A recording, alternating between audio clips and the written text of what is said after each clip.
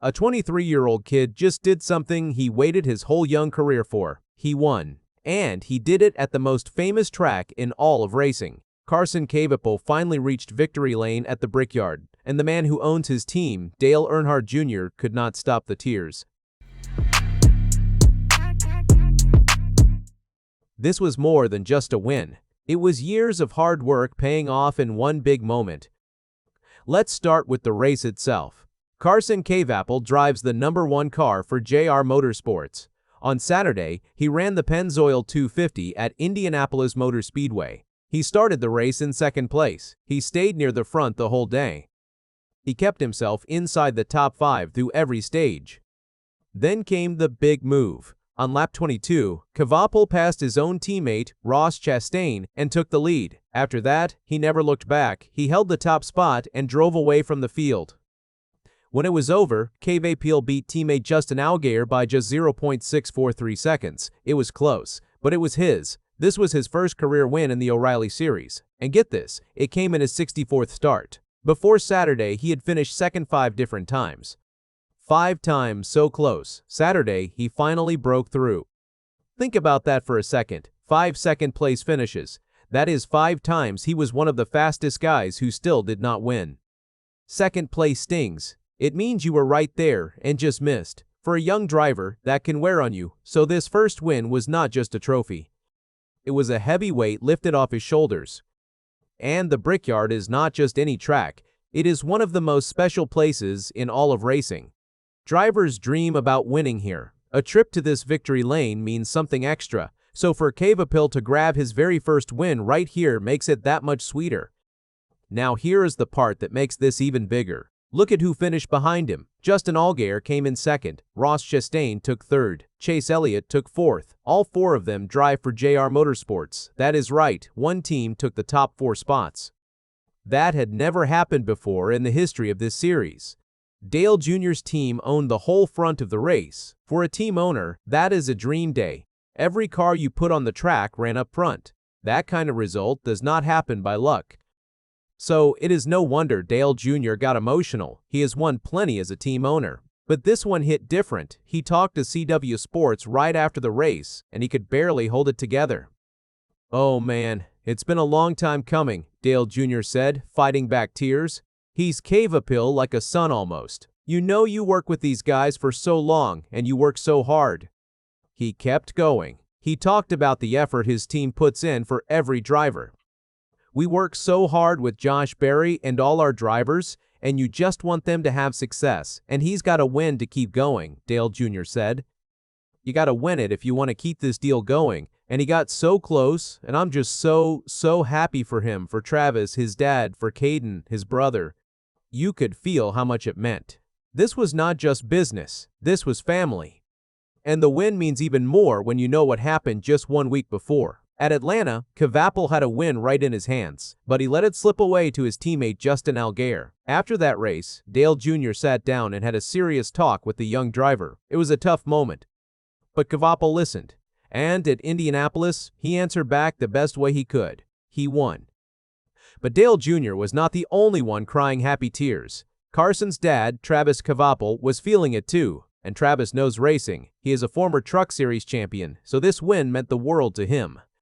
Here is the wild part. Travis was not even at Indianapolis. He was at another track. He was at the Hampton Heat 200 at Langley Speedway, and he was busy there. He was serving as the crew chief for his other son, Caden Kvapil. But even far away, Travis kept a close eye on Carson's race. After it was over, Travis talked to NASCAR reporter Matt Weaver, and he could barely find the words. "Just very emotional," Travis said. "Still very hard to wrap my head around.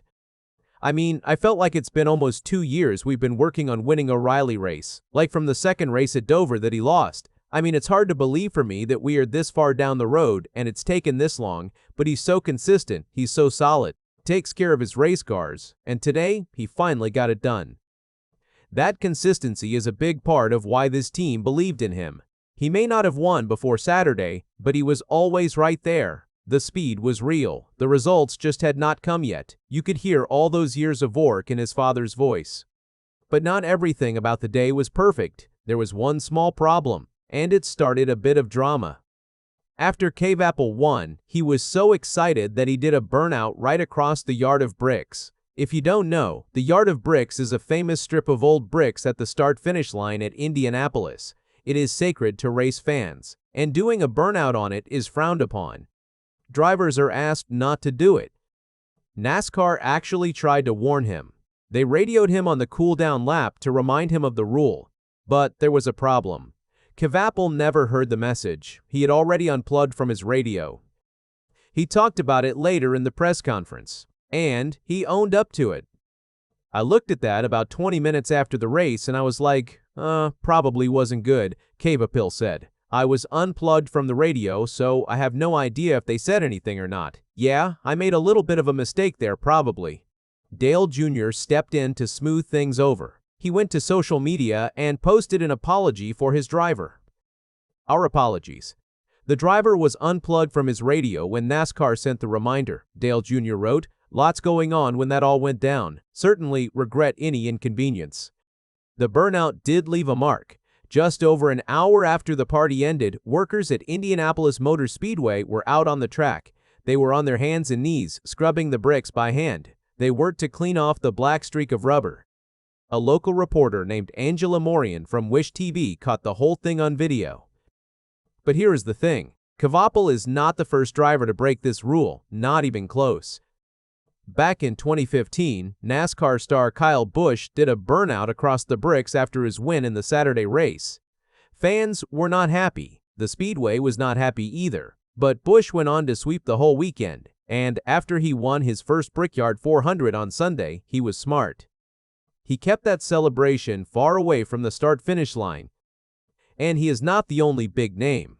Seven-time Cup champion Jimmie Johnson did it too. Back in 2012, after he won the Brickyard 400, Johnson parked his car right on the bricks. He nosed it up against the wall and did a burnout.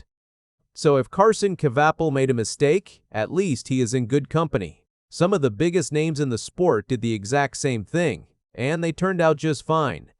For Kvapil, the burnout is a tiny footnote. The real story is the win.